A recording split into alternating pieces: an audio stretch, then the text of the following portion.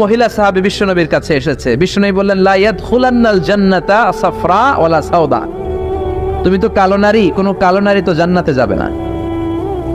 মহিলা দিলেন চিৎকার। বিপদের কথা শুনলে মহিলাদের কান্নাকাটি আছে না নাই? আড়াই ওরাতে আছে না নাই? মহিলাদের অন্তর নরম, এজন্য বিশ্বনবী বলেছেন মহিলারা কবরের সামনে যে জিয়ারত করবে না। কারণ কবরের সামনে গেলে বলবে, আমারে ফালাইয়া গেল গো, কই গেল রে, আমারে লইয়া যাও রে। কান্নাকাটি আছে না নাই? গড়াগড়ি খায়, নিজের জামা নিজে ছেড়ে ফেলে, নিজের গালে নিজে থাপ্পড় মারে, এরকম নারী আছে না নাই? এজন্য মহিলারা ঘর থেকে দোয়া করবে, পুরুষেরা কবরস্থানে ঢুকে কবরের সামনে দাঁড়িয়ে দোয়া করবে, ঠিক কি না? বিশ্বনবী বললেন, লা ইয়াদখুলুল জান্নাতা সাফরা ওয়ালা সাউদা। কালো নারী, মেটে রঙের নারী জান্নাতে যাবে না।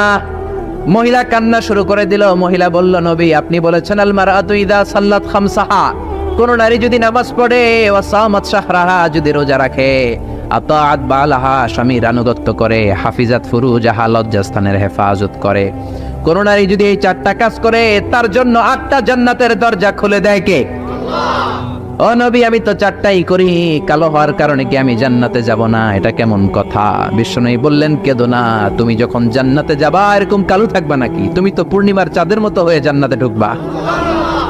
তুমি যখন জান্নাতে ঢুকবে, তোমার ঐশ্বরিয়া রায়ের মতো সুন্দরী করে দিবে কে? তুমি বিশ্ব সুন্দরী হবা, তখন কি তুমি কালো থাকবা? মহিলা আবার খুশি হয়ে গেল, কোন সুবহানাল্লাহ। তাহলে বিশ্বনবীর বিনোদন সুস্থ বিনোদন, চিল্লায় বলেন ঠিক কিনা?